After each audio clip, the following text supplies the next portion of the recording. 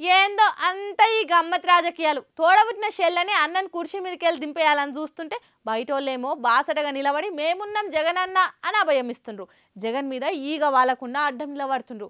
ఓహో వచ్చినావు నిన్న మొన్నటిదాకా ఏడికి పోయావమ్మ అని ఏలెత్తి చూపెడుతుండ్రు. మంత్రి రోజక్క అయితే అసలు షర్మిలను లెక్కనే పెడతలేదట చూడుండ్రి.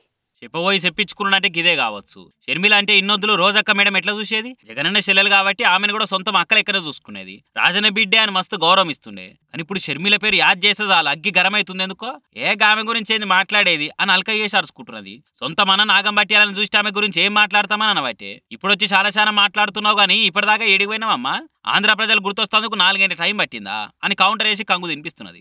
4 గేండ్ల అర్థం తెలంగాణలో తిరుగుకుంటా నేను తెలంగాణ బిడ్డను అని చెప్తివి. ఆడ జనాలు తిరగబడితే వచ్చి ఆంధ్రాలో పడుతుంది. ఈడికొచ్చి జగనన్న మీద విషం జిమ్మ పడుతుంది. కాంగ్రెస్ చంద్రబాబు ఆడుతున్న నాటకంలో పావు అవుతుంది. ఇక నువ్వు కూడా మా బాస్ గురించి మా పార్టీ గురించి మాట్లాడితే ఎట్లా షర్మిల అని గొట్టు ప్రశ్న వేసి గొల్లెని సప్పుడు చేసింది. కొలువులు వేస్తలేరు, జీతాలు వేస్తలేరు, అప్పుల పాలు చేసిరు అని అడ్డగోలు మాటలు మాట్లాడే ముందు నీ గురించి నువ్వు తెలుసుకో. కనీస రాజకీయ అవగాహన లేని నువ్వు మా గురించి మాట్లాడుతుంటే నవ్వు వస్తుందని సెటర్ వేసింది రోజక్క మేడం. ఇప్పటికైనా బుద్ధి తెచ్చుకొని మంచిగుండు. ఏదో పార్టీకి ప్రెసిడెంట్ కుర్చీ దొరికినందుకు సంతోషపాడు, అంతేగాని నోటికి ఏదొస్తుంది మాట్లాడతానంటే ఇక్కడ ఎవ్వరు చేతులు ముడుచుకొని లేరు అని సవాల్ చేసింది. చూస్తీవా షర్మిలక్క, నేను చూస్తేనే అక్క అనే రోజా మేడం నీ మీద పంచలేస్తుందంటే పరిస్థితి ఏదాకా తీసుకుపోయినా సోంచాయించు జరా అని అనుకోబట్టిరట రోజక్క మాటలిన జనాలిగా.